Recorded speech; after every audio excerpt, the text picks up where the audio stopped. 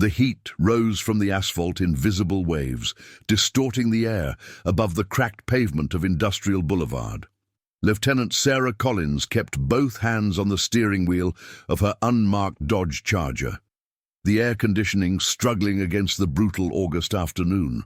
The dashboard thermometer read 97 degrees, and the sun hung mercilessly overhead, bleaching the sky to a pale, washed-out blue. In the back seat, Max panted steadily, his dark eyes fixed on the passing landscape of warehouses, chain-link fences, and abandoned lots that characterized this forgotten corner of East Atlanta. Sarah turned onto Warehouse Row, a stretch of deteriorating industrial buildings that had seen better days during the manufacturing boom of the 80s. Most stood empty now, their windows broken, their loading docks collecting trash and debris. But the call had come from a patrol unit stationed nearby, Officer Rodriguez reporting something that didn't sit right with him about activity at the old Pemberton Chemical Storage Facility. The radio crackled. "Lieutenant Collins, this is Rodriguez. I'm at the northeast corner of the property. 3 males, 1 tanker truck. They've got paperwork, but something's off about this whole setup." Sarah keyed the mic. "Copy that. I'm 2 minutes out. Keep eyes on them, but maintain distance." She understood Rodriguez's instinct. 18 years on the force had taught her that the difference between a routine stop and a career-defining bust often came down to paying attention to the small things that felt wrong. Rodriguez was a good cop, young but observant. If he said something was off, it probably was.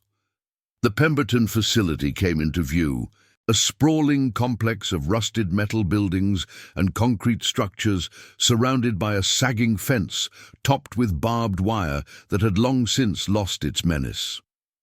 Sarah pulled through the open gate, noting the fresh tire tracks in the dust, and followed them around the main building to where Rodriguez's patrol car sat in the shade of a corrugated metal awning. She parked 20 feet away and stepped out into the wall of heat. Max followed immediately, his paws hitting the ground with practiced silence. The Belgian Malinois moved to her left side automatically, his body language shifting from relaxed to alert as he assessed the environment. His ears rotated like satellite dishes, picking up sounds beyond human perception. Rodriguez approached, keeping his voice low. "Lieutenant, thanks for coming out. These guys showed up about 40 minutes ago with that tanker." He nodded toward a gleaming stainless steel tank truck parked near one of the loading bays. "Said they're with Southeastern Chemical Transport, here to pick up residual product from the old storage tanks. But the facility's been closed for 6 years, and I called it in. There's no active permits for any kind of chemical removal here." Sarah studied the scene. 3 men stood near the tanker, 2 of them leaning against a black SUV, while the third appeared to be checking connections on the tank. They wore work clothes, khaki pants, company polo shirts with logos she couldn't read from this distance, but something about their posture suggested they weren't comfortable. They kept glancing toward the patrol car, toward her, toward the gate. "What did their paperwork look like?" she asked. "Clean, maybe too clean. Transport manifests, company ID cards, even an EPA handling certificate. But, Lieutenant, when I walked around that tanker, they got real nervous. The big guy on the left actually stepped in front of me, said the tank was pressurized and dangerous." Sarah nodded slowly. "Let's go have a conversation." She walked toward the men with Rodriguez flanking her right side and Max padding silently on her left. The afternoon sun beat down relentlessly, and she could feel sweat forming along her hairline. But she kept her pace measured and confident. As she approached, she catalogued details automatically. The SUV had Florida plates, the tanker bore Georgia commercial tags, and the men's boots looked brand new, despite the dusty environment. The largest of the 3 stepped forward. He was mid-40s, heavily built, with a shaved head and a neck thick with muscle. His smile didn't reach his eyes. "Afternoon, officers. Something else we can help you with? We already showed your colleague our documentation." Lieutenant Collins, Atlanta PD K9 unit, Sarah said, stopping about 10 feet away. Mind if we take another look at that paperwork? Already been verified. The man's voice carried an edge of impatience. We're on a schedule here. Got 2 more pickups before end of business. Sarah held out her hand. I understand. This will only take a moment. A long pause. The other 2 men exchanged glances. Then the big man reached into his back pocket and produced a folder of documents, handing them over with obvious reluctance.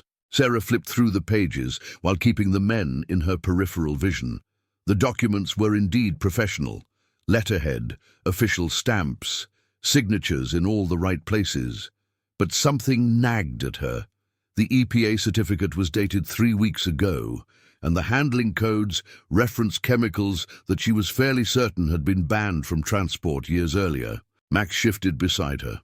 His body had gone rigid, and a low sound emerged from his throat, not quite a growl, but something more urgent. Sarah had worked with Max for 5 years, and she knew every variation of his alerts. This wasn't his drug detection signal. This wasn't his explosives indication. This was something else entirely, a behavior she had only seen a handful of times, usually when they were searching for missing persons. She looked down at her partner. Max's attention was fixed on the tanker, his nostrils flaring as he processed scent information that no human could perceive. His tail had dropped, his hackles were rising, and his entire body seemed to vibrate with intensity. Is there a problem?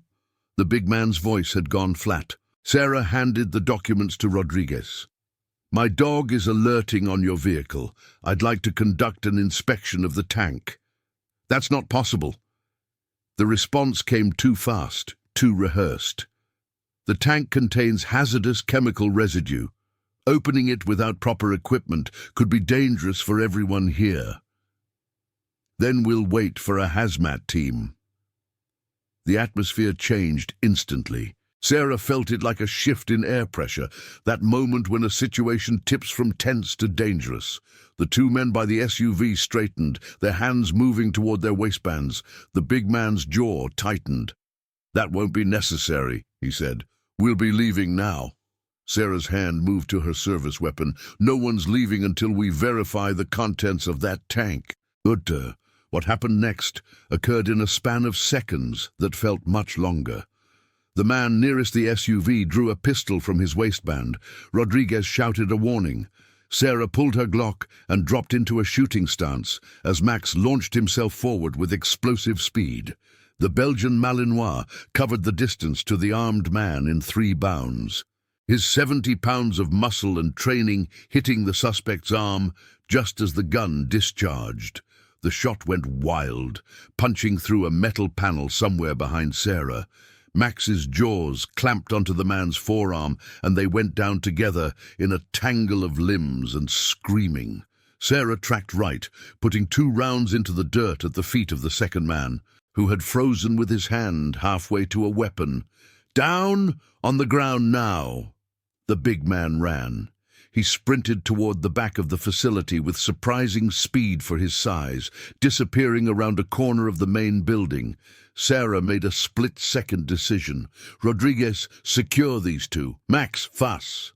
Max released his grip on the first suspect and was at her side instantly, and blood on his muzzle, but unhurt. Sarah took off after the runner, her boots pounding the cracked concrete as she rounded the corner into a maze of old storage tanks and rusted equipment. The heat was suffocating back here, trapped between metal structures that radiated warmth like ovens. Sarah slowed, weapon up, scanning for movement. Max moved slightly ahead, nose working. Tracking scent through the thermal chaos, he turned left between 2 massive cylindrical tanks, and Sarah followed. She found the big man 30 seconds later, trapped at a chain-link fence topped with razor wire. He spun as she approached, and she saw the gun in his hand. "Drop it!" He didn't. Instead, he raised the weapon, and Sarah fired twice. Both rounds hit center mass. The man staggered backward into the fence, slid down, and didn't move again. Sarah approached carefully, kicked the gun away, and checked for a pulse. Nothing. She keyed her radio with a hand that remained perfectly steady, the adrenaline still surging but controlled by years of training. "Dispatch, this is Lieutenant Collins. Officer involved shooting at the Pemberton Chemical Facility on Industrial Boulevard. 1 suspect down, 2 in custody. I need backup, EMS, and get me a hazmat unit out here. We've got a tanker that needs to be opened." The next 2 hours were controlled chaos. Crime scene techs arrived, followed by a hazmat team from the county, followed by brass from headquarters, who wanted to know what exactly had happened in this abandoned industrial lot. Sarah answered questions, filled out preliminary reports, and kept one eye on the tanker truck that sat silent and gleaming in the late afternoon sun. The hazmat team suited up and approached the tank with instruments that measured everything from radiation to chemical vapor concentration. Sarah watched from a distance, Max sitting patiently beside her, as they circled the vehicle and took readings. The team leader approached her, pulling off his respirator. His face was pale despite the heat. "Lieutenant, you need to see this." She followed him to the tank, where a side panel had been opened to reveal a sophisticated control system that had nothing to do with chemical transport. Digital readouts showed temperature, humidity, and oxygen levels. There was a ventilation system, a water supply, and what appeared to be a waste management setup. "This isn't a chemical tank," the team leader said. "It's a mobile containment unit designed to transport people." Sarah felt her stomach drop. "Open it." The interior of the tank had been converted into a cramped living space roughly 8 feet wide and 20 feet long. Metal benches lined both walls, equipped with restraint points. There were no windows, no lights except for emergency LEDs, and a single chemical toilet at the far end. The space was empty, but personal items remained.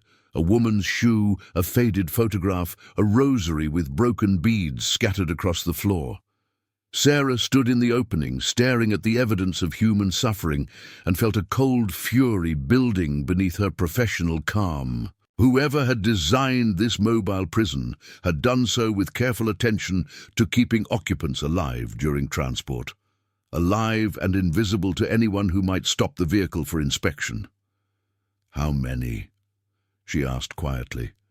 The team leader consulted his instruments. "Based on the oxygen consumption data and waste levels, I'd estimate this tank was carrying between 15 and 20 people on its last run.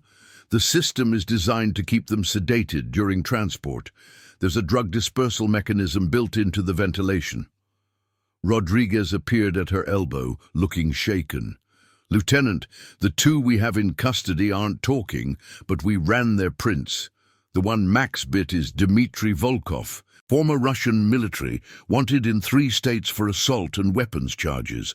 The other one is Marcus Webb, local talent with ties to the East Side Crescent gang. Both have priors, but nothing that suggested they were into trafficking." Sarah nodded slowly, her mind already racing ahead. A mobile containment unit this sophisticated wasn't built by street-level criminals. This was organized, well-funded and operational, meaning there were more vehicles, more routes, more victims. The dead man? No ID yet. Prince came back clean, which means either he's never been arrested or someone scrubbed his record. That was concerning. Scrubbed records meant connections, influence, the kind of pull that could make evidence disappear and witnesses forget what they'd seen. Sarah stepped out of the tank and into the harsh sunlight, taking a deep breath of air that tasted like freedom compared to the stale atmosphere inside that metal box. Max pressed against her leg, and she dropped a hand to his head automatically, drawing comfort from his solid presence. "I want everything from that tank processed. Prints, DNA, trace evidence, all of it. And get me the registration history on this vehicle. I want to know every place it's been for the past 2 years." The investigation that unfolded over the following week revealed the scope of what they had stumbled onto. The tanker truck was registered to a shell company called Southeastern Industrial Solutions, which was owned by another shell company in Delaware. which was controlled by a trust in the Cayman Islands. The trail of paperwork was designed to dead end, but forensic accountants from the FBI, who had been brought in once the human trafficking angle became clear, managed to trace payments back to a distribution company operating out of the port of Savannah. Sarah drove down to Savannah on a Thursday morning, Max riding shotgun as she navigated the coastal highway through landscapes of marsh grass and live oaks draped with Spanish moss. The port was a massive complex of container terminals, cranes and warehouses that processed millions of tons of cargo annually. The perfect place to hide human contraband among legitimate shipments. She met with Agent Patricia Huang from Homeland Security Investigations at a coffee shop near the port entrance. Huang was a compact woman in her 40s with sharp eyes and an impressive record of dismantling trafficking networks along the eastern seaboard. "Your tanker is part of a fleet," Huang said, sliding a folder across the table. "We've identified at least 6 similar vehicles operating between Savannah, Atlanta, Charlotte, and Birmingham. They move victims from the port to distribution points inland, where they're sold to buyers for labor or sex work." Sarah studied the documents, shipping manifests, surveillance photos, financial records. "How long have you known about this?" "We've been building a case for 8 months. Your bust accelerated our timeline significantly." Huang's expression was neutral, but there was an undercurrent of frustration. "The network is sophisticated. They use legitimate business fronts. They have people inside customs, and they've got protection somewhere in local law enforcement. Every time we get close to the leadership, evidence goes missing or witnesses recant. Someone's feeding them information. That's our assessment. We just don't know who." Huang leaned forward. "Lieutenant, I'm going to be straight with you. Your involvement in this case presents both an opportunity and a risk. Opportunity because you're outside the suspected leak. Risk because whoever's protecting this operation now knows your name and your face." Sarah thought about the empty tanker, the scattered rosary beads, the woman's shoe left behind. "I'm not backing off." "I didn't think you would." Huang almost smiled. "I've read your file. But you need to understand what you're walking into. The man you killed, we identified him as Victor Resnick, former GRU, current freelance security consultant for various criminal enterprises. He wasn't a soldier in this operation. He was management. That means you've got the attention of people who don't hesitate to eliminate problems permanently." Sarah returned to Atlanta with a stack of files and a growing sense that this case was larger than anything she'd handled before. The FBI and HSI were running their own investigation, but she had one advantage they didn't. She had Max, and Max had already proven he could detect the presence of trafficking victims in ways that technology couldn't match.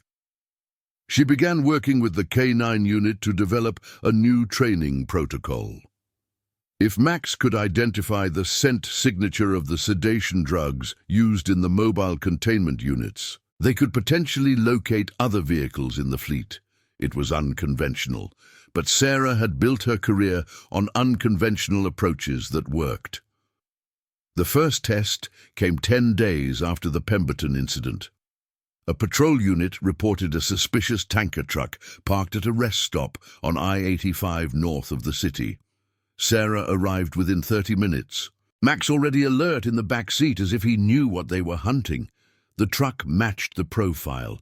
Stainless steel tank, commercial plates, documentation that appeared legitimate, but contained the same subtle irregularities as the first vehicle. Sarah approached with backup, her hand resting on her weapon, every sense heightened. The driver cooperated immediately, stepping out with his hands visible and his face carefully blank. He was mid-30s, Hispanic, wearing the same style of company polo shirt they'd seen before. His paperwork claimed he was transporting agricultural chemicals to a processing plant in Tennessee. Sarah had Max conduct a walk around. The Belgian Malinois circled the vehicle slowly. His nose working methodically across every seam and vent. He paused at the rear quarter panel, sniffed deeply, then sat and stared at Sarah with an intensity that needed no translation. "Open it," she ordered. The driver's composure cracked. "I can't do that. The pressure—" "Open it now, or I'll have the hazmat team cut their way in." What they found inside was different from the first tank. Not empty, but occupied. 11 women, ranging in age from approximately 19 to 45, huddled on the metal benches in various states of consciousness. The sedation system had malfunctioned during transport, leaving them aware but disoriented, dehydrated and terrified. Sarah climbed into that metal hell and spent 20 minutes helping EMTs extract the victims, while Max stood guard at the entrance, his presence somehow calming to women who had every reason to fear authority. One of them, a young woman with dark hair and hollow eyes, gripped Sarah's hand and whispered something in Romanian that sounded like a prayer. The driver, confronted with federal trafficking charges and the prospect of spending the rest of his life in prison, decided to cooperate. His name was Carlos Mendez, and he'd been recruited into the operation 18 months earlier after losing his legitimate trucking job. He didn't know the names of anyone above his immediate handler, but he knew routes, schedules, and drop points. Over the next 48 hours, Sarah worked alongside FBI and HSI agents to coordinate simultaneous raids across 4 states. 6 more tankers were intercepted, yielding another 43 victims and a dozen arrests of drivers and handlers. But the leadership remained elusive. The command structure was compartmentalized so effectively that even senior operatives only knew their immediate contacts. The breakthrough came from an unexpected source. During the forensic analysis of the original tanker's control systems, a technician discovered a hidden communication module, a satellite link that reported location and status data to an external server. The server was traced to a data center in Atlanta, and the account was registered to a company called APS Logistics. Sarah recognized that name. APS Logistics was a major player in Atlanta's shipping industry, with contracts handling cargo for some of the biggest retailers and manufacturers in the Southeast. Their CEO, a man named Jonathan Mercer, was a prominent figure in Atlanta society, philanthropist, political donor, member of the Commerce Club, and half a dozen charity boards. She brought the information to her captain, Marcus Washington, a veteran cop who had seen enough corruption cases to know how they could destroy careers if handled wrong. He listened to her briefing in silence, his weathered face revealing nothing. "You're telling me that one of the most connected businessmen in Atlanta is running a human trafficking operation through his logistics company. The evidence points in that direction, sir. The communication module links directly to APS infrastructure." Washington leaned back in his chair. "Do you have any idea what happens if we're wrong about this? Mercer has lawyers who bill more per hour than you make in a week. He's got friends in the mayor's office, the governor's mansion, and probably Congress. If we go after him without an airtight case, we'll be directing traffic in a school zone until retirement. And if we're right and do nothing, more people end up in those tanks." The captain studied her for a long moment. "What do you need?" "Access to APS shipping records, financial forensics on their accounts, and surveillance on Mercer himself." Washington nodded slowly. "I'll talk to the chief. This goes federal, which means FBI takes lead, but I want you involved. You started this, Collins. You see it through." The surveillance operation on Jonathan Mercer began 3 days later. Sarah wasn't directly involved. The FBI handled that with their own personnel. But she received daily briefings and contributed analysis based on her street-level knowledge of how trafficking operations functioned. Mercer's routine was predictable. Home in Buckhead, office downtown, lunch at the Capital City Club, evening events at various charitable functions. He traveled in a black Mercedes with a driver who had the unmistakable bearing of private security. His phone record showed regular contact with a dozen legitimate business associates and, more interesting, burner phones that appeared and disappeared from the network with suspicious regularity. The FBI built their case methodically, obtaining warrants for financial records that revealed a complex web of transactions between APS Logistics and offshore accounts linked to the shell companies behind the tanker fleet. They found evidence of bribed customs officials in Savannah, falsified shipping manifests, and payments to local law enforcement that had never been reported. But they still couldn't connect Mercer directly to the trafficking operation. He was insulated by layers of subordinates and plausible deniability, and his lawyers had already begun making noise about harassment and political persecution. Sarah spent her evenings reviewing case files, looking for the detail that would tie everything together. Max lay at her feet in her small apartment, occasionally lifting his head when she muttered to herself or threw a document across the room in frustration. He didn't understand the papers, but he understood her moods, and he stayed close when she needed him. The answer came from one of the rescued victims, a woman named Elena, who had been transported from Moldova with promises of legitimate work in America. 3 weeks after her rescue, she agreed to be interviewed by Sarah, who had maintained contact with several survivors through victim advocacy services. Elena described the final stage of her journey, not the tanker, but the facility where she'd been held before transport. A warehouse, she said, somewhere near the airport, where she'd heard planes constantly. She remembered a blue metal building, a gravel parking lot, and a man in an expensive suit who had walked through inspecting the merchandise, his word, like he was examining livestock. She described the man, tall grey hair, blue eyes, a small scar on his left cheek. When Sarah showed her a photograph of Jonathan Mercer, Elena's face went white. That was him. That was the man who had looked at her like she wasn't human. The eyewitness identification wasn't enough for a conviction, but it was enough for a warrant. FBI agents descended on APS Logistics headquarters with a team of forensic accountants, seizing servers, files, and everything else that wasn't nailed down. Jonathan Mercer was detained for questioning, his army of lawyers arriving within the hour to demand answers that no one was obligated to provide. Sarah wasn't part of the raid, but she watched from a distance as agents escorted Mercer from the building, his face a mask of controlled fury. He looked around as they loaded him into a federal vehicle, and for just a moment his eyes met hers across the parking lot. There was no fear in his expression, only contempt, as if she were an inconvenience that would eventually be handled. The interrogation lasted 12 hours and yielded nothing. Mercer stonewalled every question, his lawyers objecting to everything, demanding evidence that prosecutors weren't ready to reveal. He was released on his own recognizance, the charges still being formalized, the case still being built, and then things began to go wrong. A key witness, one of the tanker drivers who had agreed to testify, was found dead in his cell, an apparent suicide that the FBI didn't believe for a second, but couldn't prove otherwise.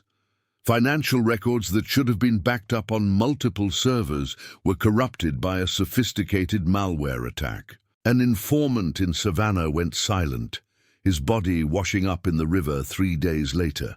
Someone was cleaning house, and they were doing it with professional efficiency. Sarah received the first threat on a Tuesday night. She came home to find Max agitated, pacing by the front door with his hackles raised. When she checked her mailbox, there was a single white envelope with no return address. Inside was a photograph of her apartment building taken from across the street, with a red X drawn over her window in marker.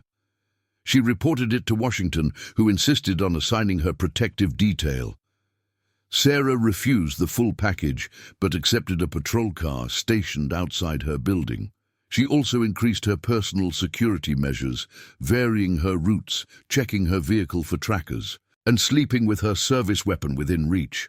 Max became her constant companion, never more than a few feet away.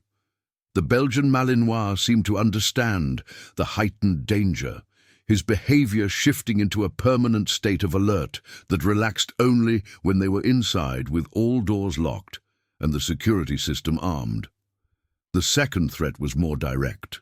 Sarah was leaving the precinct after a late shift when a black SUV pulled alongside her in the parking garage.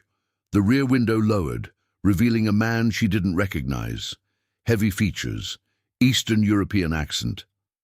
"Lieutenant Collins, you've been very busy causing problems for people who don't like problems. Consider this friendly advice. Find a new case to investigate. Take vacation. Transfer to another city. The details don't matter, as long as you stop digging into matters that don't concern you." Max was in the back of her car, but she could hear him growling through the glass. "Who are you?" The man smiled without warmth. "Someone who would prefer not to visit you again. The next visit won't be a conversation." The SUV pulled away, leaving Sarah standing in the concrete garage with her heart pounding and her hand on her weapon. She memorized the plate number, knowing it would probably lead nowhere, and walked to her car with deliberate calm. She told Washington about the encounter. He told the FBI, who increased surveillance on her residence and assigned agents to shadow her movements. But they both knew that protection only went so far against an organization willing to kill witnesses and corrupt evidence. The case needed a breakthrough, and it came from the most unlikely source, Max himself. Sarah had been continuing her work on training protocols, teaching Max to recognize the scent signatures associated with the trafficking operation. During one session, she had him examine a collection of evidence items recovered from the tankers, personal effects, clothing fragments, and items seized from the loading facilities. Max alerted strongly on a leather briefcase that had been recovered from the original Pemberton site. Inside the briefcase were routine documents, invoices, shipping schedules, insurance forms. But Max wouldn't stop indicating, pawing at the case with unusual intensity. Sarah examined it more closely and found what her eyes had missed: a hidden compartment in the lining containing a single USB drive wrapped in aluminum foil. The drive was encrypted, but FBI technical specialists cracked it within hours. What they found was a treasure trove: financial records, shipment logs, contact lists, and most damning of all, video recordings of meetings between Jonathan Mercer and his lieutenants discussing operations in explicit detail. The recordings showed everything: how victims were acquired, how they were transported, how bribes were distributed, and who received them. There were names, dates, amounts, and clear audio of Mercer himself, giving orders that left no doubt about his leadership of the operation. There was also something else: evidence that the trafficking operation had protection from inside the Atlanta Police Department. A detective named Warren Hicks, assigned to vice crimes, had been receiving monthly payments for advance warning of raids and investigations.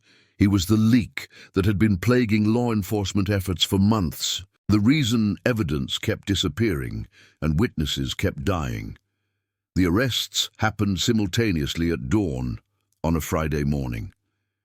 Jonathan Mercer was taken from his Buckhead mansion in handcuffs while news helicopters circled overhead. Warren Hicks was arrested in the precinct parking lot, escorted from his vehicle by internal affairs officers who'd been waiting since midnight. 12 other members of the organization were swept up across 3 states, including customs officials, transportation managers, and the private security personnel who had done the dirty work of intimidation and murder. Sarah was present for Mercer's arrest, standing at the edge of the property with Max beside her as federal agents led the businessman to a waiting vehicle. This time, when Mercer's eyes found hers, the contempt had been replaced by something else: fear, perhaps, or the dawning recognition that his empire of suffering was finally crumbling around him. The trials took nearly 2 years to complete. Jonathan Mercer was convicted on 37 counts of human trafficking, racketeering, and conspiracy to commit murder. He was sentenced to life in federal prison without the possibility of parole. Warren Hicks received 25 years and was required to testify against his co-conspirators as part of his plea agreement. The organization was dismantled, its assets seized, its networks destroyed. Elena, the woman from Moldova who had identified Mercer, was granted asylum in the United States. She testified at his trial with remarkable courage, describing her ordeal in detail that left jurors in tears. Afterward, she told Sarah that she had been terrified to speak, but that she knew it was necessary, not for revenge, but so that others might not suffer as she had. Sarah received a commendation from the department and an offer of promotion to captain, which she declined. She preferred the streets, she explained, preferred being where the work happened rather than behind a desk pushing papers. The brass accepted her decision with the kind of grudging respect that acknowledged some cops were meant to remain in the field. Max received a ceremony as well, recognition from the K9 unit for his role in breaking the case. He sat patiently while officials made speeches, accepting treats and pats with the dignity of a professional who understood that such things were part of the job. 6 months after the final verdict, Sarah returned to the Pemberton chemical facility. The property had been sold and was being redeveloped, but the old storage building where they'd found the first tanker still stood, slated for demolition. She parked in the same spot where she'd stopped that sweltering August afternoon and walked the perimeter with Max at her side. The heat had broken by now, replaced by the mild chill of early spring. Dogwoods were blooming throughout the city, and the sky carried the clean blue of a season beginning rather than one grinding toward its end. Sarah stood where she'd stood when Max first alerted on that gleaming tanker truck, and she thought about all the paths that had led from that moment. Max pressed against her leg, looking up with eyes that held intelligence and loyalty, and something that might have been memory. He remembered this place, she was certain. Dogs didn't forget the sights of important events any more than humans did. "You did good, partner," she said quietly, dropping a hand to his head. "You did real good." He leaned into her touch, and they stood together in the silence of a place that had once held terrible secrets. 2 hunters who had followed a trail to its end. The case was closed, the perpetrators punished, and somewhere out there, dozens of women were rebuilding their lives because a dog had smelled something wrong and a cop had trusted her partner's judgment. Sarah looked at the building one last time, then turned and walked back to her car. There would be other cases, other trails to follow, other secrets waiting to be exposed. The work never ended, not really. But that was why she did it. Not for the commendations or the promotions, but for the moments when justice actually meant something, when the badge she wore represented protection rather than just authority. Max jumped into the back seat without prompting, settling into his spot with a contented sigh. Sarah started the engine and pulled away from the facility, leaving it behind as she drove back toward the city, back toward whatever came next. The radio crackled with routine traffic. Patrol units reporting positions.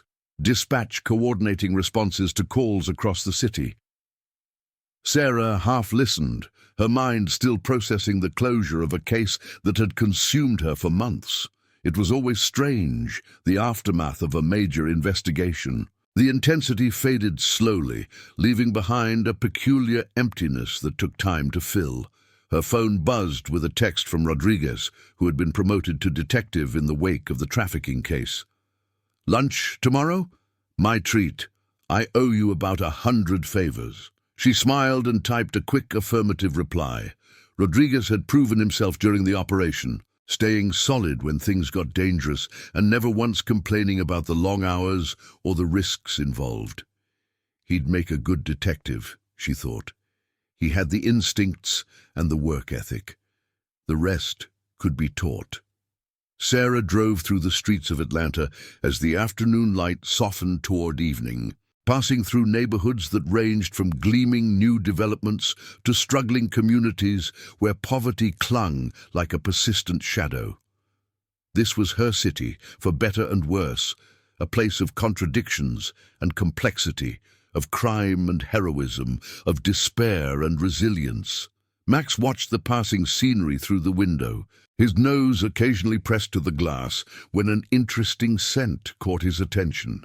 He was 7 years old now, still sharp and capable, but Sarah knew that canine careers didn't last forever. Someday she would have to think about retirement, about transitioning him from working dog to companion animal, about training with a new partner who would never quite match what she had with Max. But not today. Today they were still a team, still effective, still capable of doing the work that needed to be done. And that was enough. The dispatch radio suddenly came alive with an urgent call. All units, be advised of a possible armed robbery in progress at First National Bank, corner of Peachtree and 14th. Suspects are still on scene, requesting backup. Sarah's hand moved to the radio before she consciously made the decision. Dispatch, this is Lieutenant Collins. I'm en route.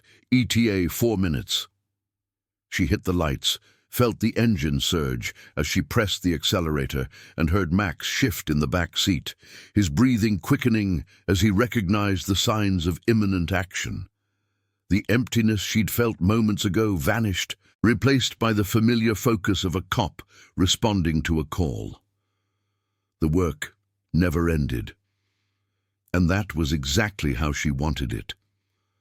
The bank came into view as she rounded the corner, a stately stone building that had stood on this corner for 100 years. 2 patrol cars were already on scene, officers crouched behind their vehicles with weapons drawn.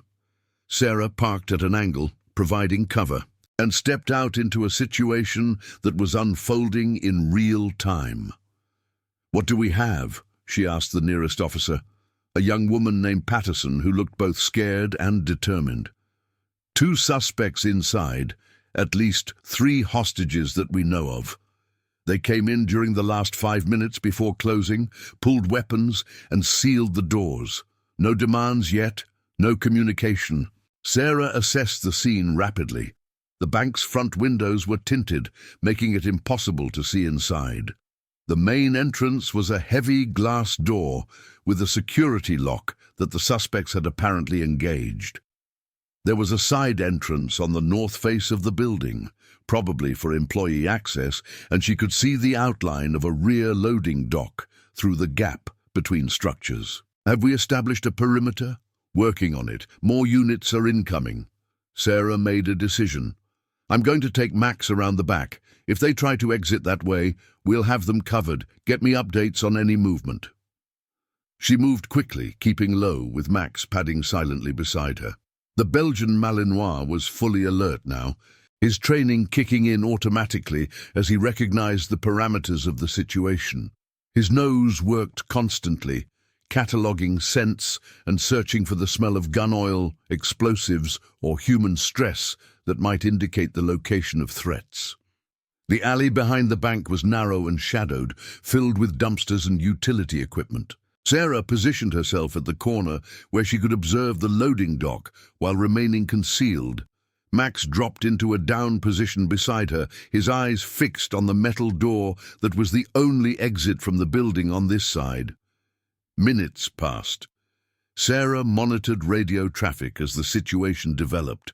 Negotiators were being called in, SWAT was mobilizing. The tactical response was following standard protocols for a hostage situation. Her role now was simply to watch and wait, to prevent escape if the suspects made a run for it. The door burst open without warning. 2 figures emerged at a sprint, both male, both carrying what looked like compact submachine guns. They saw Sarah in the same instant she saw them, and for a frozen heartbeat, everyone calculated angles and options. "Police, drop your weapons." One of them fired instead, a burst of automatic rounds that chewed into the brick wall above Sarah's head. She returned fire, 2 controlled shots that sent the first suspect spinning into the side of a dumpster. The second kept coming, weapon rising. Max launched himself like a guided missile, covering the distance in a blur of brown fur and controlled violence. He hit the second suspect at chest height, driving him backward and down, jaws clamping onto the gun arm with force that made the man scream. The weapon clattered away across the concrete. Sarah advanced quickly, keeping her Glock trained on the first suspect, who was down and groaning, but still conscious. She kicked his weapon away, checked for additional threats, then turned to where Max had the second suspect pinned and helpless. "Out!" she commanded, and Max released immediately, stepping back but maintaining position. The suspect's arm was a bloody mess, but he was alive and no longer a threat. The takedown had lasted less than 15 seconds. Backup arrived within minutes. The suspects were secured, EMTs were treating injuries, and officers entered the bank to free the hostages who had been locked in a storage room. No civilians had been harmed. The robbery had been stopped. Another crisis resolved through training, instinct, and the partnership between a cop and her K9. Sarah filled out reports until midnight. The brass wanted statements, the media wanted interviews, and the normal bureaucracy of police work demanded its due regardless of how exhausted she was. She deflected the cameras, referred questions to the Public Information Office, and focused on documenting what had happened in the dry, precise language that official reports required. By the time she finally left the precinct, the city was quiet in that way. It only got in the small hours of the morning. She drove home with Max sleeping in the back seat, his adrenaline finally spent, his body recovering from the exertion of the takedown. Her apartment was dark and silent when she entered, the security system beeping its recognition before going quiet. She fed Max, checked her messages, and stood at the window looking out at the lights of Atlanta spread below like a constellation brought to Earth. It had been a day that encompassed the entire spectrum of police work. The closure of a months-long investigation, the unexpected chaos of a robbery response, the paperwork and politics that were as much a part of the job as the action. She was tired in ways that went beyond physical exhaustion, tired in her bones and her soul, tired with the weight of everything she'd seen and done. But she was also satisfied. The trafficking network was destroyed. The bank hostages were safe. The work she'd chosen to do with her life had made a tangible difference in the world, if only in small increments. Max padded over and lay down at her feet, his warm weight settling against her ankles. She reached down to scratch behind his ears, feeling the tension slowly ease from his muscles. "Tomorrow's going to be just as crazy," she told him. "You know that, right?" He looked up at her with eyes that held absolute trust and devotion, the eyes of a partner who had proven himself 100 times over. Sarah smiled despite her exhaustion. "Yeah, I know you're ready. You're always ready." She left the window and prepared for bed, moving through the routine of her evening with the automatic efficiency of long practice. Weapon secured in the bedside safe. Uniform hung for tomorrow. Shower to wash away the grime and tension of the day. When she finally lay down, Max jumped onto the foot of the bed and curled into his customary spot. It was against regulations, technically. Working dogs were supposed to sleep in their kennels. But Sarah had long since abandoned that particular rule. Max was her partner, and partners stayed close. Sleep came slowly, her mind still processing the events of the past 24 hours. But when it finally arrived, it was deep and dreamless, the rest of someone who had done everything possible and would wake up ready to do it again. Outside, the city continued its endless rhythm, sirens in the distance, traffic on the interstates, the million small dramas of urban life playing out beneath the glow of streetlights. Atlanta didn't sleep, not really. It just paused sometimes, Catching its breath before the next day brought its new challenges and its new opportunities for both good and evil. And in her small apartment, a lieutenant and her K9 partner slept, gathering strength for whatever came next. The morning arrived with golden light streaming through windows Sarah had forgotten to cover. She woke to Max's nose pressed against her cheek, his tail wagging with the enthusiasm of a dog who believed every day was full of possibility. She groaned and pushed him away gently. 5 more minutes. Max disagreed. He jumped off the bed and padded to the door, looking back expectantly. Some negotiations, apparently, were not open for discussion. Sarah surrendered to the inevitable, climbing out of bed and beginning the morning routine. Max was fed and taken for a walk through the neighborhood, past joggers and commuters and other dog owners who nodded in recognition. Everyone in the building knew the K9 team on the 4th floor. Some found it reassuring. Others, she suspected, found it concerning. The precinct was busy when she arrived, the day shift already dealing with the aftermath of overnight incidents and the anticipation of what the new day would bring. Rodriguez was waiting by her desk with coffee and a grin. "Heard you had some excitement after we talked yesterday." It made the news. Front page of the Journal, hero cop and K9 stop armed robbery, save hostages. The usual breathless coverage. He handed her a tablet showing the article. "You're getting quite the reputation, Lieutenant. Some people are saying you should run for sheriff." Sarah snorted and took the coffee. "I'd rather clean kennels for the rest of my career." She scrolled through the article, noting with relief that the coverage was accurate and relatively restrained. The media could be helpful or harmful, depending on how they chose to frame a story, and this piece focused on the facts rather than sensationalism.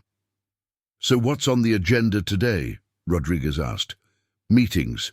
The trafficking case wrap-up requires about 1,000 signatures. Then there's a community outreach event this afternoon. The chief wants visible presence after yesterday's incident. Show people we're more than just guns and badges." Sounds thrilling. "It's necessary." Sarah finished the coffee and tossed the cup into the recycling bin.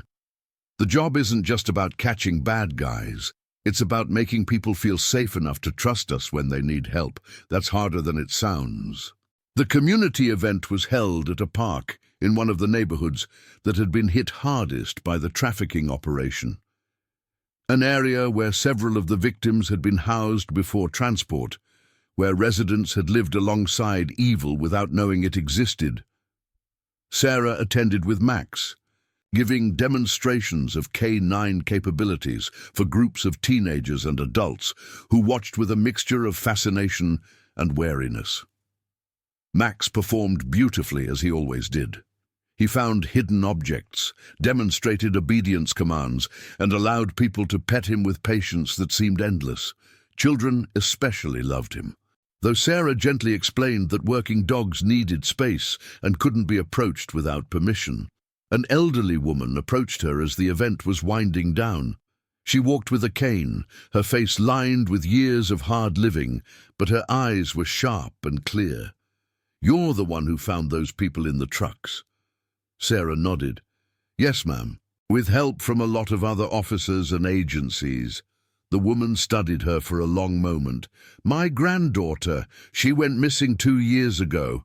Thought she'd run off with some no-good boyfriend. Nobody would listen when I said something was wrong." She paused, her voice thickening. "They found her name in those records you people recovered.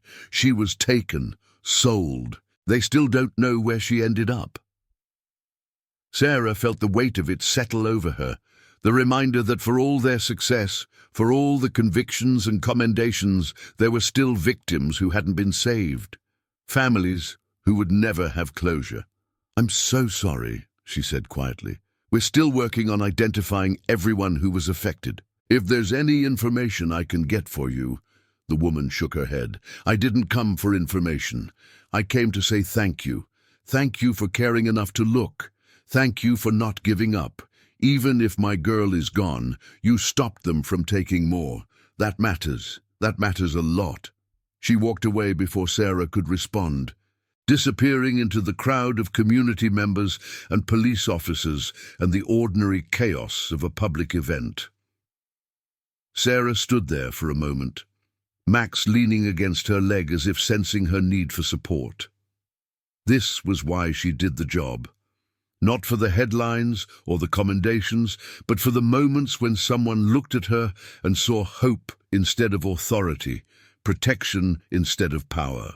The sun was setting over Atlanta when she finally left the park, painting the sky in shades of orange and purple that seemed too beautiful for a world that contained so much ugliness.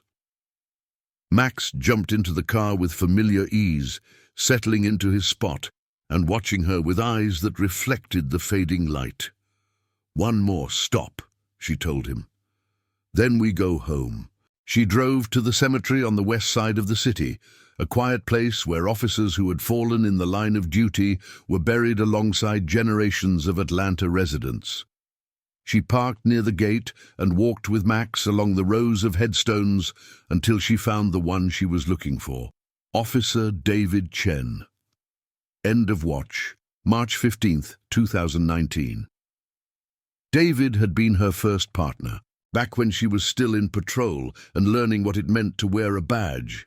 He'd been shot during a routine traffic stop by a driver with warrants who panicked and opened fire.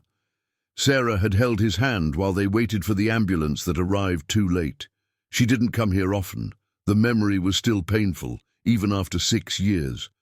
But on days like this, days when the weight of the job felt particularly heavy, she found herself drawn to this spot, to the reminder of why the work mattered and what it could cost. "Hey, partner," she said quietly, kneeling beside the headstone. "It's been a while. Thought you might want to know. We got the bad guys. The trafficking case I told you about last time. Took them all down, top to bottom. You would have loved it." Max sat beside her, unusually still, as if he understood the solemnity of the moment. "I've got a new partner now. You'd like him. He's stubborn and opinionated and absolutely certain he knows better than me about everything."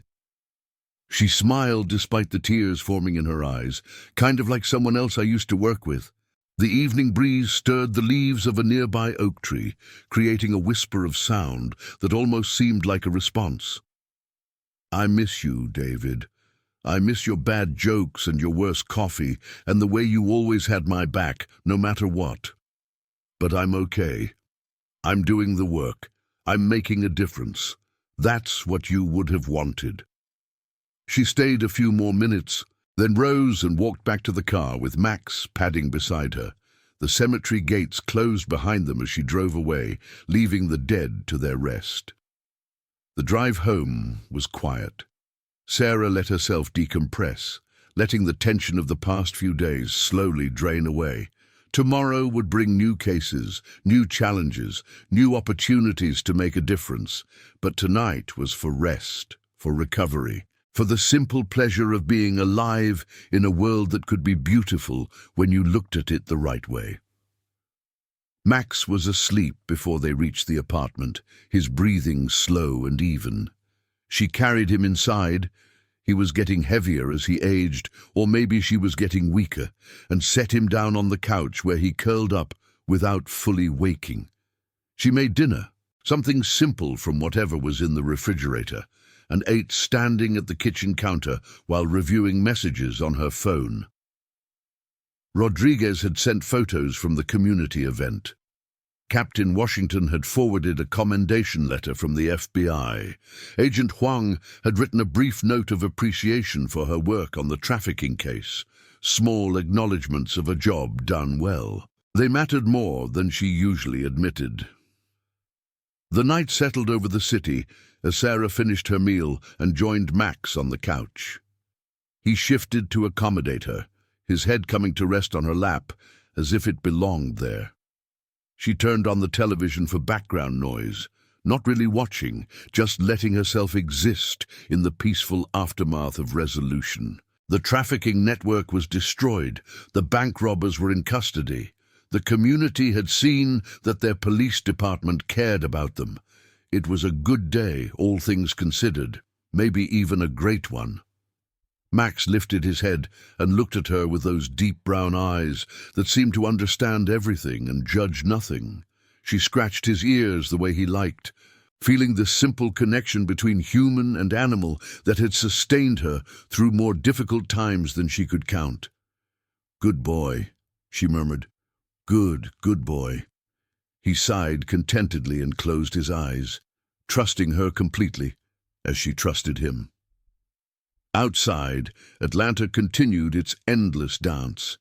Millions of people living their lives, making their choices, creating the stories that would become tomorrow's headlines. Crime would happen. Victims would need help. Officers would answer calls and face dangers, and sometimes, if they were lucky and skilled and blessed, they would make a difference.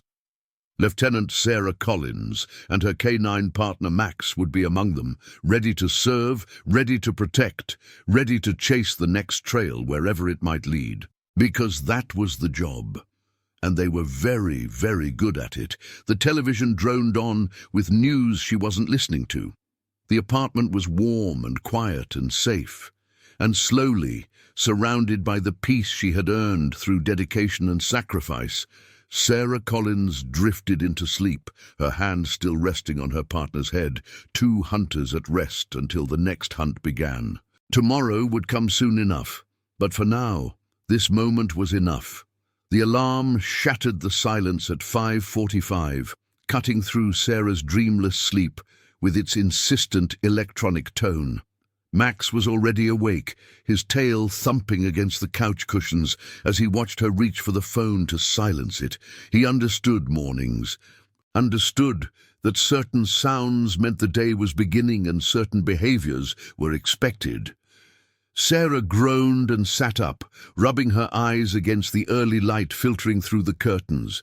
She had fallen asleep on the couch again, her neck stiff and her back protesting the awkward position. It was becoming a habit, one she knew she should break but somehow never did. Coffee first.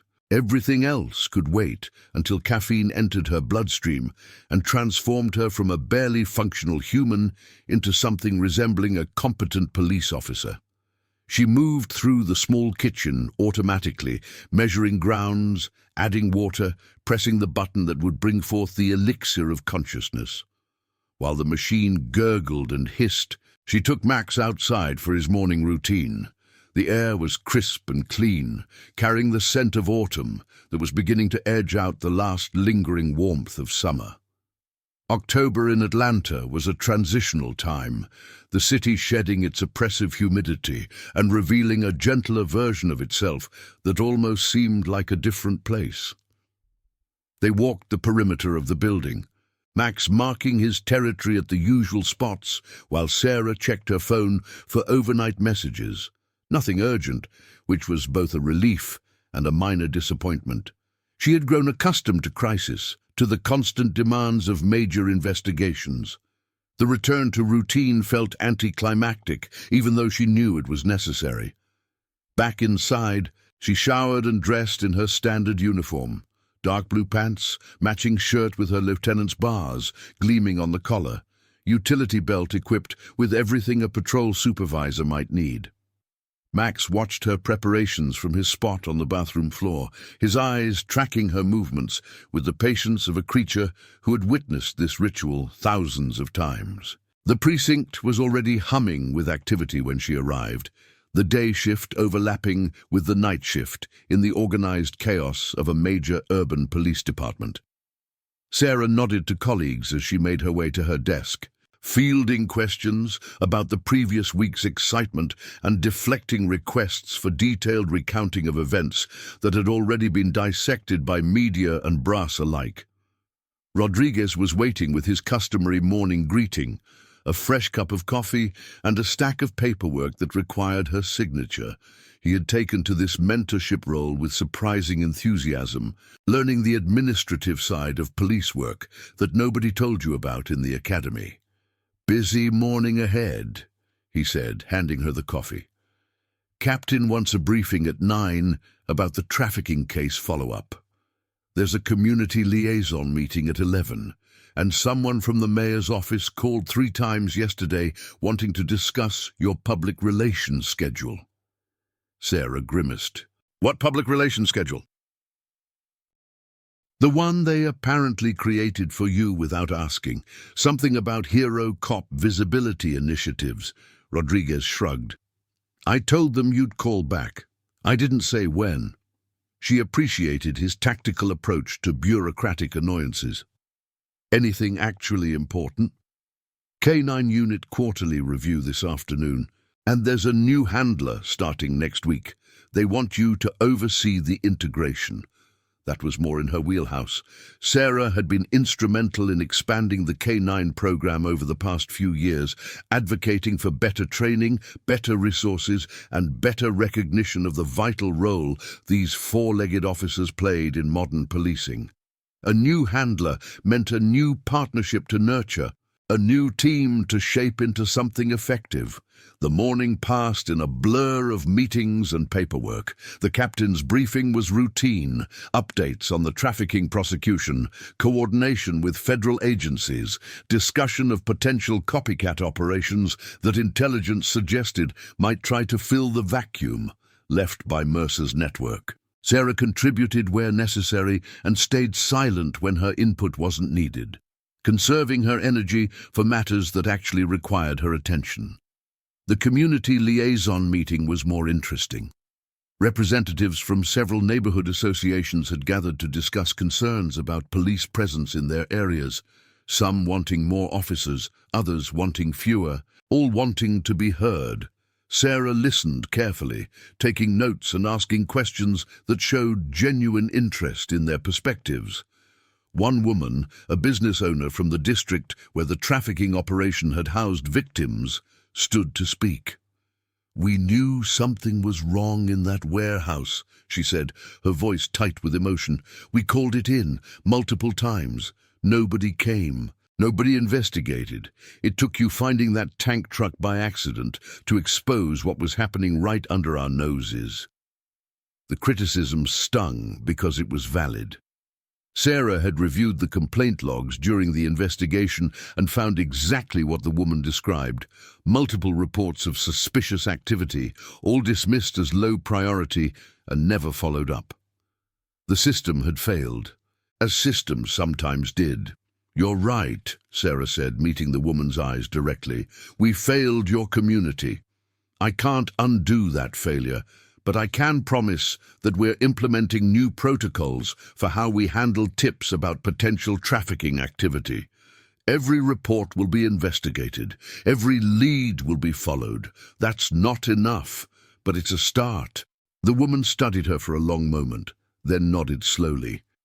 A start is better than nothing. Just don't forget us again. Sarah promised she wouldn't. The afternoon brought the K9 Unit quarterly review, a detailed assessment of every handler dog team in the department. Sarah had overseen these reviews for 3 years, and she took them seriously. A K9 team's effectiveness depended on constant evaluation and refinement of skills. She watched as each pair demonstrated proficiency in various tasks, detection work, apprehension scenarios, obedience exercises, and the subtle communication that defined successful partnerships. Most teams performed well, showing the results of dedicated training and strong bonds. A few needed additional work in specific areas, which Sarah noted for follow-up coaching sessions. When her own turn came, Max performed flawlessly. He had always been a natural, his intelligence and drive combining with years of experience to produce a K9 that any handler would envy. Sarah ran him through the standard exercises with the ease of long practice, their movements synchronized in ways that transcended verbal commands. Still the gold standard, observed Captain Washington, who had attended to see the teams in action. 7 years old and showing no sign of slowing down. Sarah scratched Max behind the ears. He's got a few more good years in him. After that, we'll see.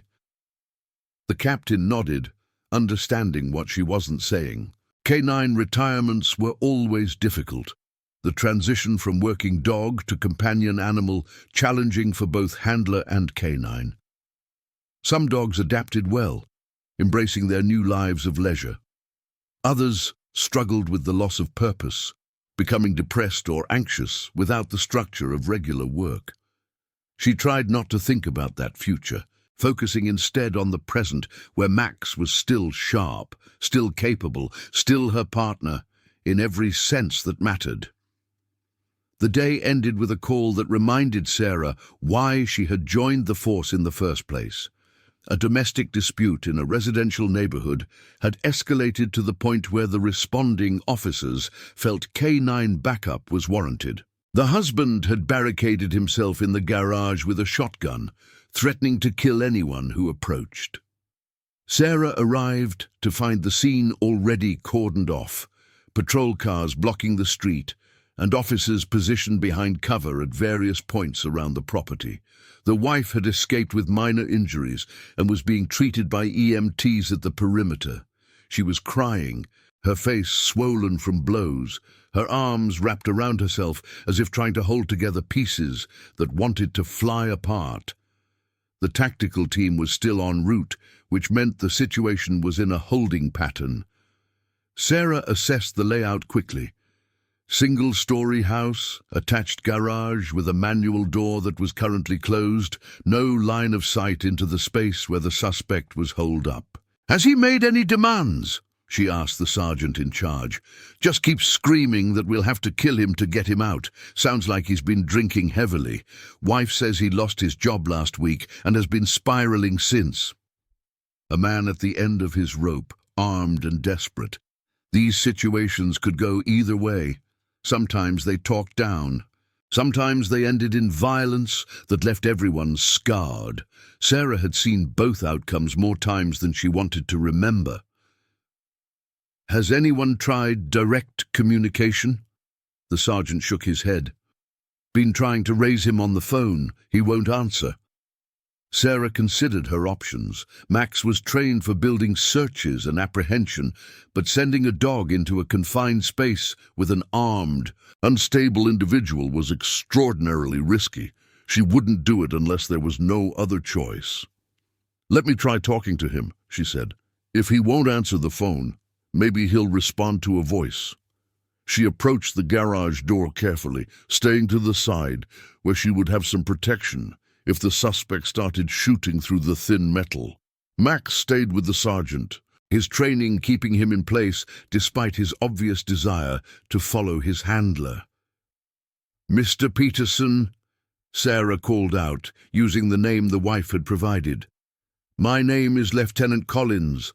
I'm not here to hurt you. I just want to talk." Silence. Then a crash from inside, the sound of something heavy hitting concrete. "Go away! I meant what I said. You come in here, you're not coming out."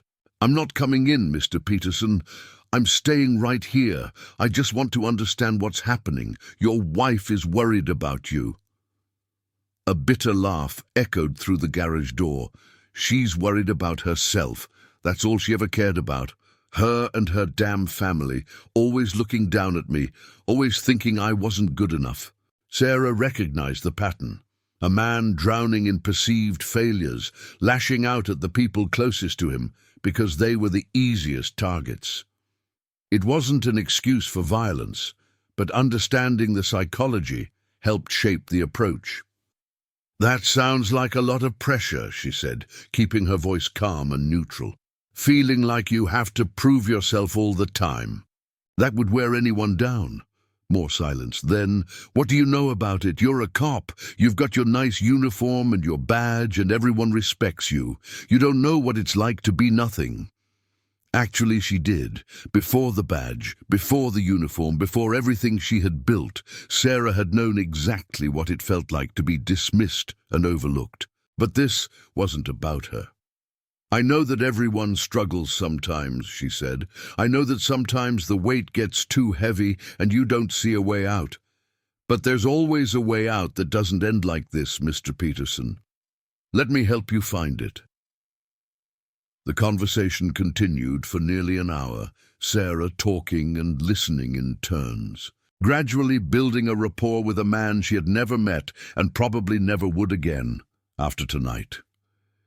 She learned about his job at the manufacturing plant that had closed without warning, his mounting debts, his sense that he had failed as a provider and as a man. She heard his anger and his fear and his deep, corrosive shame. And eventually, she heard something else. Exhaustion. The adrenaline that had fueled his standoff was fading, replaced by the bone-deep weariness of someone who had been running on fumes for too long.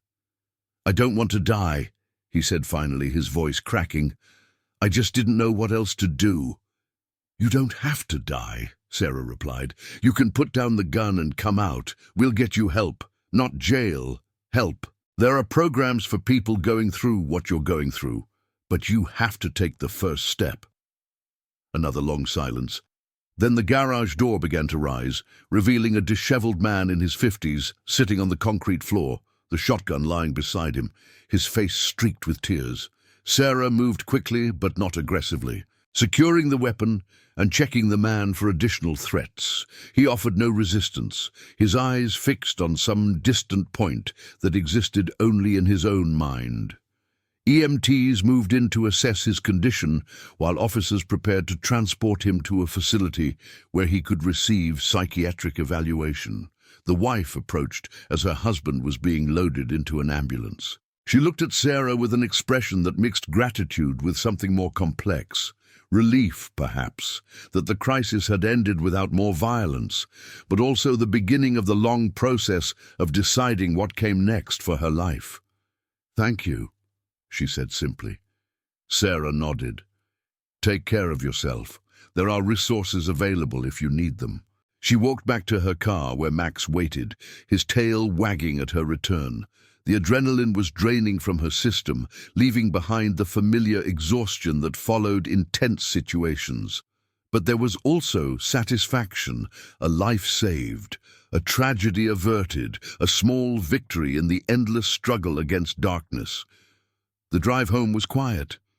Sarah replayed the conversation in her head, analyzing what had worked and what she might do differently next time. Crisis negotiation was an art as much as a science, every situation unique, despite the patterns that emerged over time. Max curled up in the back seat, his breathing evening out as the stress of the standby gave way to relaxation. He had watched the entire operation without participating, his role limited to providing silent support for a handler engaged in work that required human connection rather than canine capability. Sarah's apartment felt emptier than usual when she entered, the silence pressing in after hours of tension and communication. She fed Max, poured herself a glass of wine she probably shouldn't have, and stood at the window watching the lights of the city spread beneath her. Tomorrow would bring new challenges, new opportunities, new chances to make a difference. The work never ended, but neither did the reasons to keep doing it. Every person she helped, every crime she stopped, every partnership she built, added another small weight to the side of the scale that measured human progress against human failure. The Peterson case would likely result in charges. Domestic violence couldn't be overlooked, regardless of the circumstances, but it would also result in intervention, treatment, and possibly a chance at redemption.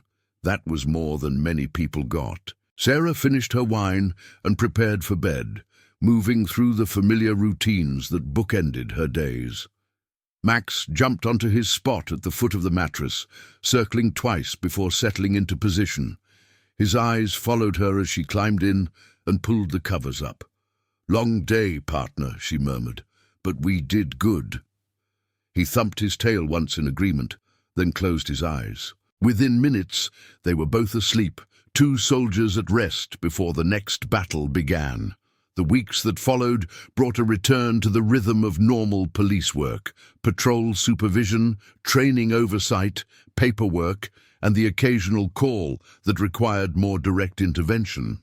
The trafficking case continued its slow progression through the legal system. prosecutors building their arguments while defense attorneys filed motions designed to delay and complicate. Sarah testified twice, once at a preliminary hearing and once at a pre-trial deposition. Both experiences were exhausting, hours of precise questions designed to find inconsistencies in her account, followed by hours of review with prosecutors who wanted to ensure her testimony would hold up under cross-examination. She told the truth, all of it, exactly as it had happened. That was the only approach that made sense. Truth had a way of remaining consistent under scrutiny, while lies inevitably collapsed under their own weight. Jonathan Mercer watched her from the defense table during the preliminary hearing, his expression controlled, but his eyes burning with the same contempt she had seen the day of his arrest. He had aged visibly since then, the stress of prosecution stripping away the polish that had once made him so formidable. His lawyers still made threatening noises about appeals and procedural challenges. But everyone in the courtroom knew the evidence was overwhelming. Elena testified as well, her voice steady despite the obvious terror of facing the man who had once examined her like livestock. She described her ordeal in unflinching detail. The recruitment in Moldova, the journey across Europe, the container ship to America, and the months of captivity that had ended only when Sarah and Max stumbled onto that first tanker truck. When she finished, the courtroom was silent. Even Mercer's attorneys had nothing to say, their cross-examination perfunctory and ineffective against a witness whose simple truth was more powerful than any legal strategy. The verdict, when it finally came, was guilty on all counts. Life in federal prison, no possibility of parole. Mercer showed no reaction as the sentence was read, his face a mask that revealed nothing of the fury or despair that surely lay beneath. Sarah watched from the gallery, Max waiting in the car outside because courtrooms were no place for K-9 officers, regardless of their contribution to the case. She felt no satisfaction in the verdict, only the grim acknowledgement that justice, in this case, had been served. The victims would never be fully healed, the dead would never return, and the networks that Mercer had supplied would eventually find new sources of human cargo. But one monster had been caged, and that had to count for something. Rodriguez met her outside the courthouse, 2 cups of coffee in hand. He had sat through the entire trial, taking notes for their case files and learning how federal prosecution worked from the inside. "So that's it," he said, handing her a cup. "The big one." "That's it." Sarah took a long sip, feeling the warmth spread through her chest. "For now, anyway, there's always another big one waiting." He nodded, his young face showing the first hints of the weariness that would accumulate over a career in law enforcement. "How do you keep doing it? Year after year, case after case. Doesn't it ever get to you?" Sarah considered the question, turning it over in her mind like a puzzle piece she had examined many times before. "Of course it gets to me. Every case takes something. You learn to manage it, to process it, to find ways to release the pressure before it builds too high. But you never stop feeling it. The day you stop feeling it is the day you need to find another job." Rodriguez absorbed this in silence, his eyes fixed on some middle distance. Then he shook himself and managed a smile. "Well, at least we've got coffee." She laughed despite herself. The essential fuel of justice. They walked back to their cars, 2 cops in a city of millions, carrying badges that represented both authority and responsibility. The trial was over, but the work continued. It always continued. Sarah drove to the K-9 training facility on the outskirts of the city, where the new handler she had been assigned to mentor was waiting with his freshly certified partner. His name was Officer James Mitchell, a 5-year veteran of patrol who had applied for the K-9 unit after watching Max work during a suspect pursuit the previous year. His dog was a 2-year-old German shepherd named Duke, energetic and eager, but still rough around the edges. Mitchell himself showed promise, attentive, disciplined, clearly devoted to his canine partner. But he lacked the intuitive connection that separated good handlers from great ones. Sarah spent the afternoon running them through exercises, watching their communication and identifying areas that needed work. Duke's detection skills were solid, his apprehension training adequate. The problem was timing. Mitchell was always a half-second behind his dog's signals, always reacting when he should be anticipating. "You're thinking too much," Sarah told him during a break. "You're processing what Duke tells you instead of just knowing it. That takes time, but there are ways to accelerate the process." She demonstrated with Max, running a detection scenario without verbal commands. The Belgian Malinois moved through the training area with liquid grace, his body language communicating constantly with his handler. Sarah didn't tell him where to search or what to find. She simply existed in the space with him, reading his signals and adjusting her position accordingly. When Max alerted on the hidden training aid, Sarah was already moving to mark the location.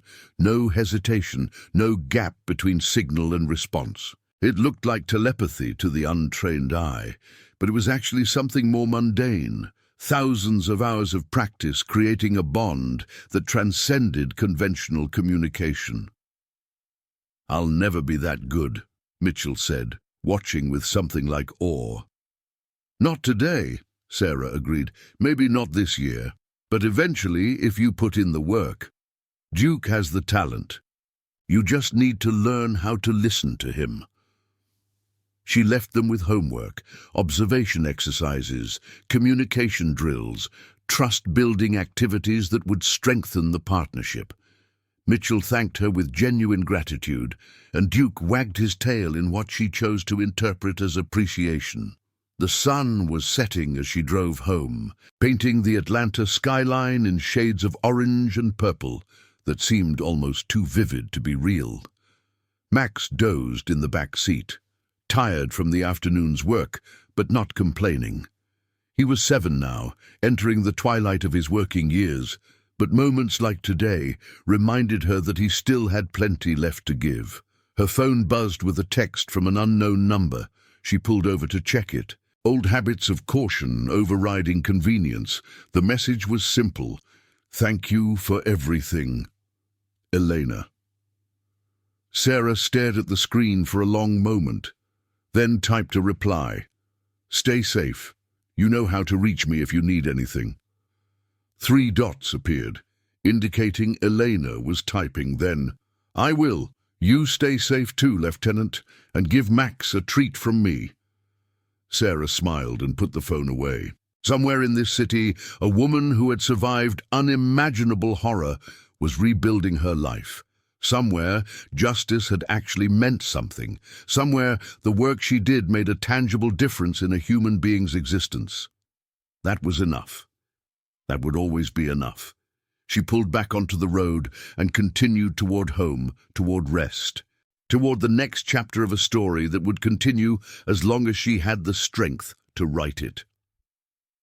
Max stirred in the back seat, perhaps sensing the shift in her mood, and let out a soft sound that might have been contentment. "Yeah," Sarah said aloud. "I know, partner. I know." The city lights welcomed them home, beacons in the gathering darkness, promising shelter and safety and the simple peace of a day's work completed. Tomorrow would bring new challenges, new opportunities, new chances to serve and protect. But tonight, a lieutenant and her K9 partner had earned their rest. And that, in the end, was everything that mattered. 3 months after the Mercer trial concluded, Sarah received a letter that changed nothing and everything simultaneously. It arrived at the precinct in a plain white envelope, handwritten address, no return information. Inside was a single sheet of paper, covered in cramped, precise handwriting. The letter was from Viktor Resnick's brother, a man named Alexei, who lived in St. Petersburg and had tracked down Sarah's name through news coverage of the case. His English was formal and slightly stilted, the product of education rather than immersion. He wrote that Victor had been the black sheep of their family, a man who had chosen violence and crime over the respectable life their parents had wanted for him. They had lost contact years ago, and Alexei had learned of his brother's death only through an internet search that led him to American news reports. He wasn't writing to condemn Sarah for killing Victor. He understood that she had acted in self-defense, that Victor had made choices leading inevitably to that moment in the industrial complex. Instead, he wanted to thank her for ending what Victor had become, a monster who had lost all connection to the humanity they had once shared as children playing in the snow outside their grandmother's dacha. Sarah read the letter twice, then folded it carefully and placed it in her desk drawer. She wasn't sure how to feel about receiving absolution from a victim's family member for an act she had never questioned. The shooting had been justified, clean, the kind of outcome that required no second-guessing from internal affairs or personal conscience. But the letter reminded her that every person she encountered in the line of duty existed within a web of relationships and histories that extended far beyond the moment of their intersection with law enforcement. Victor Resnick had been a child once, innocent and full of possibility. Something had twisted that potential into something dark, and Sarah had been the instrument of its final ending. She thought about writing back, but ultimately decided against it. What could she say that would add anything to what Alexei had already expressed?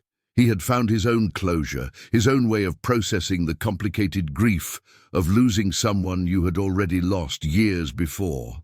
Her words would only intrude on that private journey. The letter stayed in her drawer, occasionally revisited during quiet moments when the weight of the job pressed particularly heavy.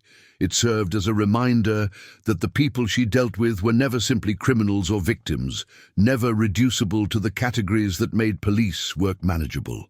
They were human beings, complex and contradictory, shaped by forces that often remained invisible until it was too late to change course. Max seemed to sense her contemplative mood during these moments, pressing closer against her leg or dropping his head onto her knee with the patient comfort that only a dog could provide.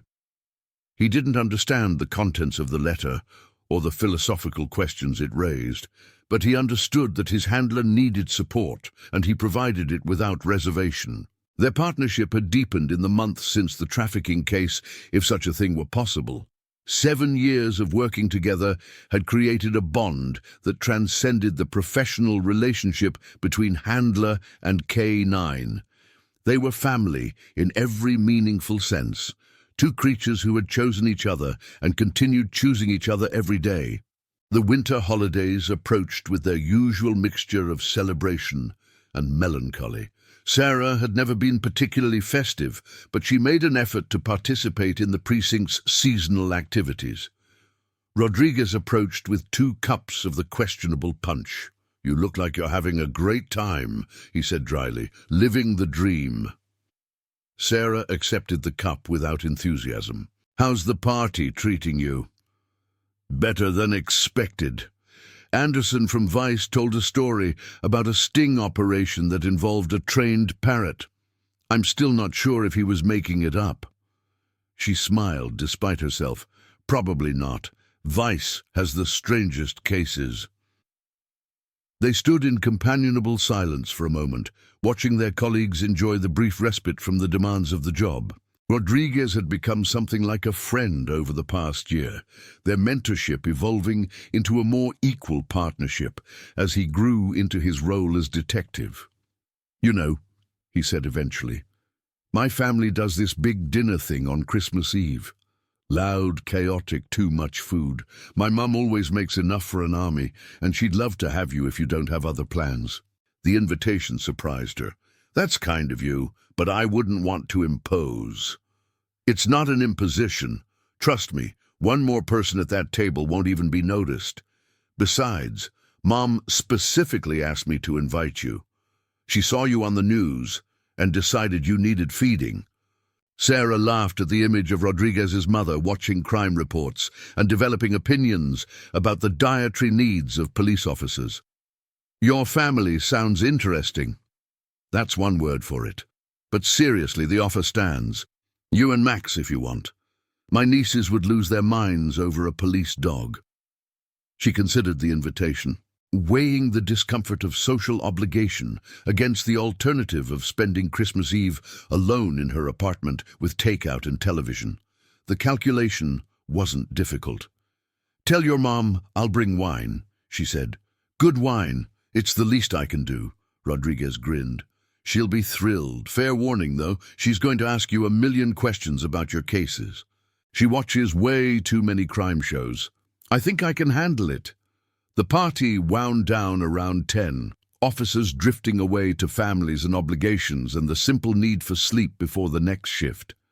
Sarah collected Max, thanked the organizers, and drove home through streets decorated with holiday lights that transformed the city into something almost magical.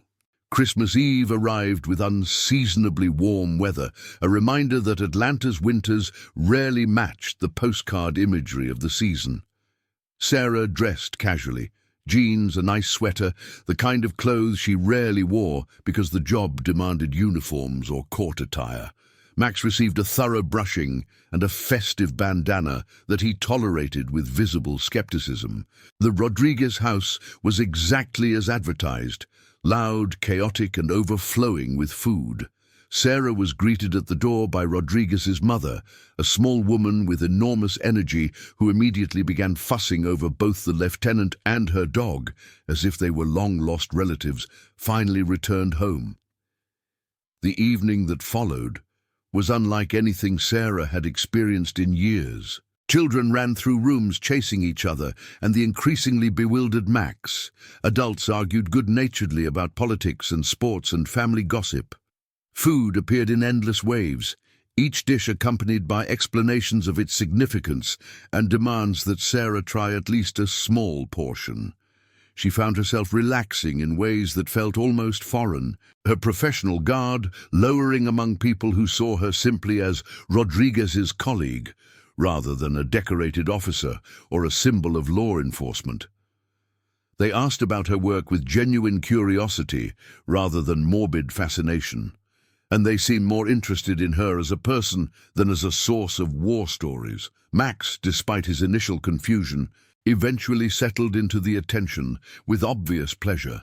Rodriguez's nieces, 2 girls aged 8 and 10, spent hours learning about K9 training and practicing commands that Max obeyed with the patience of a seasoned professional. They were gentle and respectful, treating him like the working dog he was, rather than a pet to be manhandled. By the time Sarah left, well past midnight, she felt something she hadn't experienced in longer than she could remember: contentment. Simple, uncomplicated contentment with an evening spent among good people doing normal things. "Thank you," she told Rodriguez's mother at the door, "for everything. This was exactly what I needed." The woman patted her cheek with maternal affection. "You come back any time, and take care of yourself, Mija. The city needs you healthy." The drive home was quiet, Max sleeping off his excitement in the back seat. Sarah replayed the evening in her mind, savoring moments that would sustain her through the difficult days ahead. She had forgotten what it felt like to simply exist among other people, to be part of a community rather than its guardian. Maybe she had been wrong about the trade-offs. Maybe there was room in her life for both the mission and the human relationships that gave it meaning. The new year arrived with its inevitable rush of resolutions. Sarah made no formal promises to herself, but she did make a quiet commitment to accept more invitations, to build more connections, to remember that the badge she wore was meant to serve people, not isolate her from them. Max turned 8 in February, an occasion marked by a small ceremony at the K9 unit where his colleagues presented him with a new toy and a cake made from dog-friendly ingredients. He accepted the attention with the dignified grace that had always characterized his public appearances, though Sarah noticed his tail wagging with particular enthusiasm when the cake was finally served. 8 was old for a working K9, the age when most departments began discussing retirement timelines and transition plans. Sarah had the conversation with Captain Washington, acknowledging the reality while arguing for continued service as long as Max remained capable. "He's still sharp," she said. "His detection rates are as high as ever. His physical condition is excellent for his age. I'm not saying he should work forever, but we're not there yet." Washington nodded slowly. "I trust your judgment, Collins. You know that dog better than anyone. But start thinking about what comes next. For him and for you." What came next was a question Sarah had been avoiding, but she couldn't avoid it forever. Max's retirement would fundamentally change her work life, requiring a new partner whose rhythms and quirks she would have to learn from scratch. It was the natural cycle of K9 work, but natural didn't mean easy. She put the thought aside for now, focusing instead on the daily demands of the job. There would be time for transition planning later. Today, there was work to do and a partner still capable of doing it. They answered calls together, patrolled streets together, trained together with the same dedication that had defined their partnership from the beginning. Max showed no signs of the decline that would eventually come. His eyes still bright, his movements still fluid, his nose still detecting what human senses could never perceive. And Sarah, watching him work, allowed herself to believe that maybe they had more time than anyone expected. Maybe the end was still years away rather than months. Maybe the partnership that had meant everything to her career would continue long enough to accomplish everything they had left to do. It was hope, probably irrational, but she held on to it anyway. Because hope was what kept her going, what kept them both going. Through all the darkness they encountered in their endless pursuit of justice, and as long as hope remained, the work would continue. Together, as it always had been, and always would be.